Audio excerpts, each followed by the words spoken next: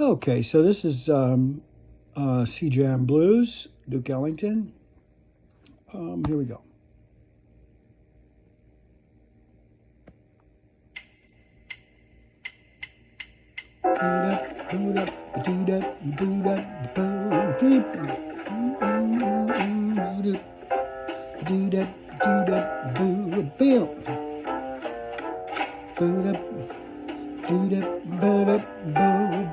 Okay, so keep going.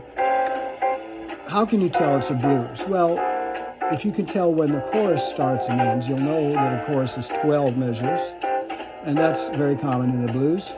Also, 11, 12. Top. In the fifth measure, we'll go to the 4 chord. Bop is the root of the 4 chord. Bop, bop is the root of the C chord. And then it ends with a 2-5, almost in C, a 2-5 blues C, I guess. The other thing that you might use on a tune like this is the blues scale.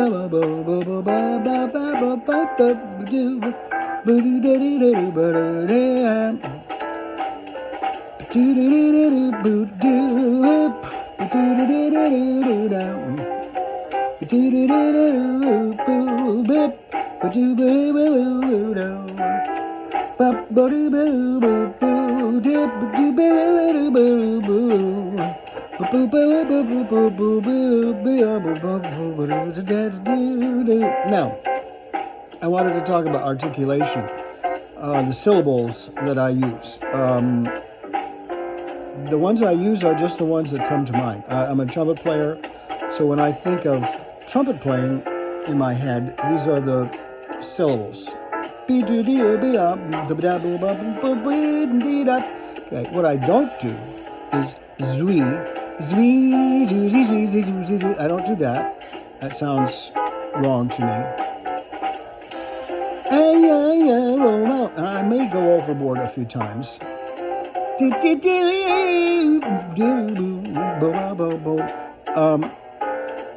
And that tells you there's some things you can do over the course of a long chorus to keep up the interest. It would be boring if and I know we've all heard this, if all you did was use the blues scale.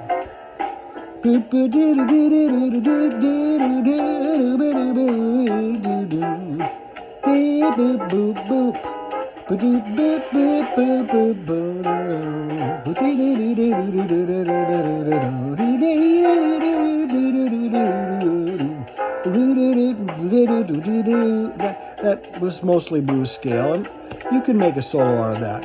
But what it doesn't do is change scales when the chords change. Use the same scale over the whole 12 measures. Got the root, the minor third, do the fourth, F sharp, which is the plus 11, and G is the fifth, and then B flat is the seventh. That's the blues scale. And this is the first thing that we mostly teach kids. It's pretty easy to remember, and you can do things with it articulation-wise and pitch-wise and so forth. All the blues articulations, scoops and bends and shakes and all that are available.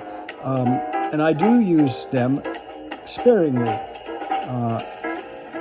Scoops are better left for ice cream, and I do it sometimes. But sax players, I've found, love to scoop into notes. And when I had a college jazz band to direct, I always had to stop and say, just hit the note on the head.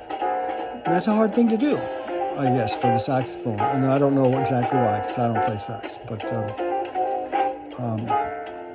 okay, so what else do I want to say about this? So my syllables are pretty much integral to my playing style, because it's the same way that I think when I think about playing. Long notes, short notes. We can make a line sound swingier by accenting the afterbeats. Ba-doo, ba-doo, ba-doo, ba-doo.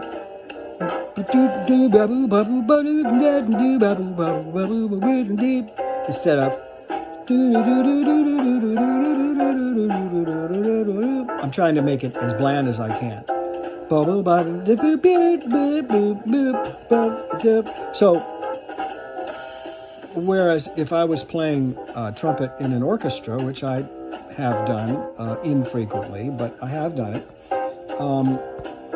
the deal is to have a consistent sound, consistent pitch, of course, and to match the principal player if you are not the principal player, and then ultimately to serve the composer, and that is done through the conductor, okay, in most cases, because the composers aren't there to defend themselves or their music. It's up to the conductor to interpret it. Okay, enough on classical music. I love it. I did it thousands of hours of my life. But that's not what we're talking about here. In jazz, the whole idea is kind of the opposite of that. One of the reasons that we adore many jazz players is that we can identify them. I mean, or we can come close. I mean, it can sound like Miles, or there might be a trumpet player that's kind of imitating Miles, and I could get fooled easily, but probably not with Miles. But certainly I could get fooled with others, as there are players who are influenced strongly by others, and so the player which influenced them is going to come through in their playing. So the idea of articulation, accents, all that can help you to make a line out of it and make it not boring. The same things that you would think about perhaps in speaking. We don't speak in a monotone with all the syllables the same length and no pitch change at all. That sounds like an auto-tuned robot, and we don't want to sound like that. And it doesn't happen to me very often, but a couple times in my life, someone told me that I reminded them of someone else, and the person that I reminded them of happened to be one of my idols, and that's almost the ultimate compliment. It's better to say you sound like Clifford Brown than to say you sound great, because Clifford Brown is great to the great cubed. And so if I was able to sound like Clifford Brown for 10 seconds in the middle of a solo once, I'm going to take that. That's worth a medal, sort of. Okay, so that was C-Jam, and I might just do it again since I talked so long. All right, so let's see here. We're going to go back here, and we're going to play it again. C-Jam Blues.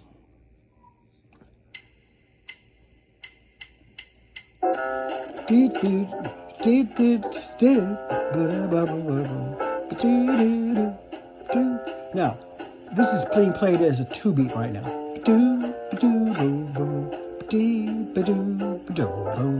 Now, you may put 4 beats, quarter notes in a measure, but for the most part,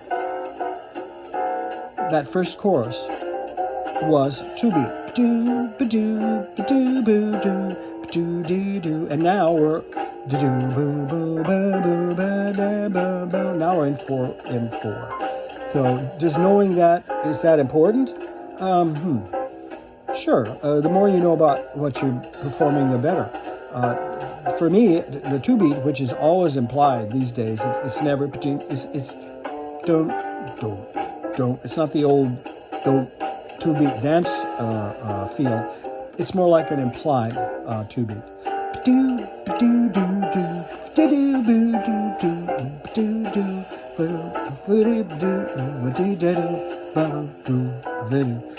Breaking up the beat is what's happening.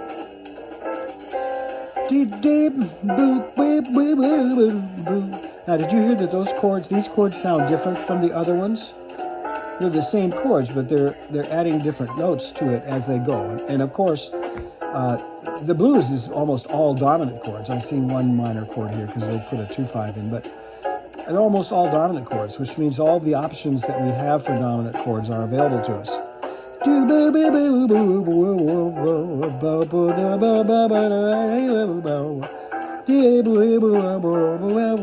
Diminished scales.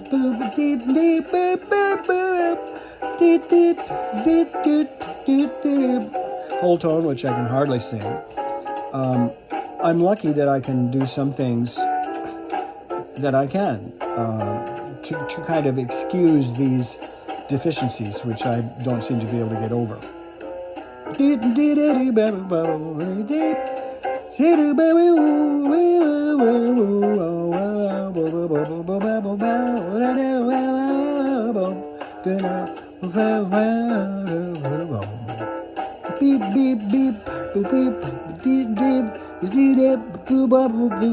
and you can use the same note.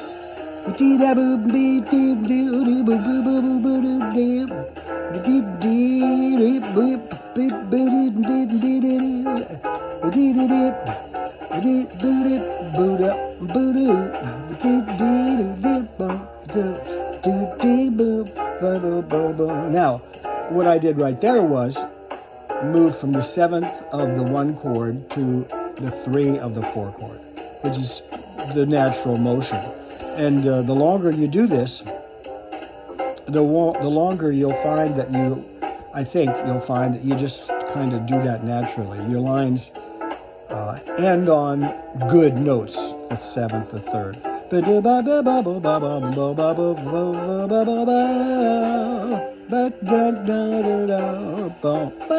It's the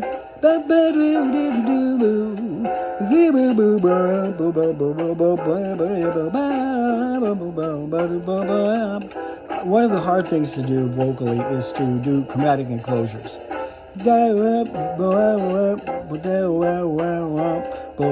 Because what it does is it's the chromatic scale.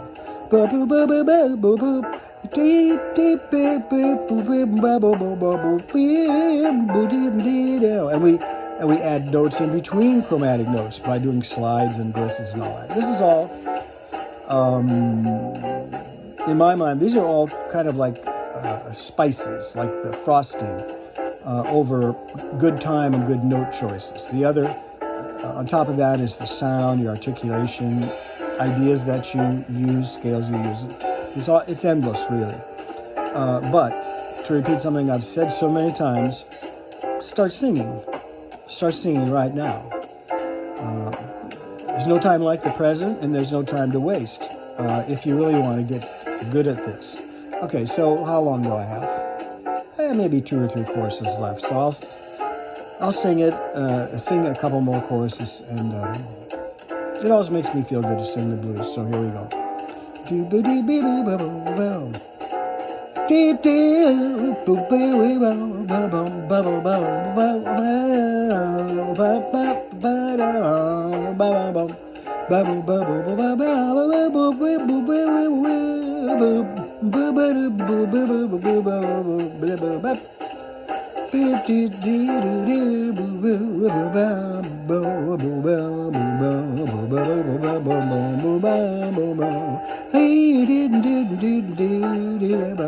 So the volume is varied.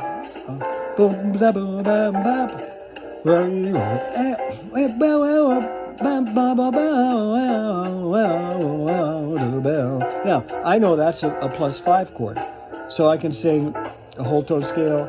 Yeah, that didn't work very well, but that's what you could do when you recognize the sound of augmented chords.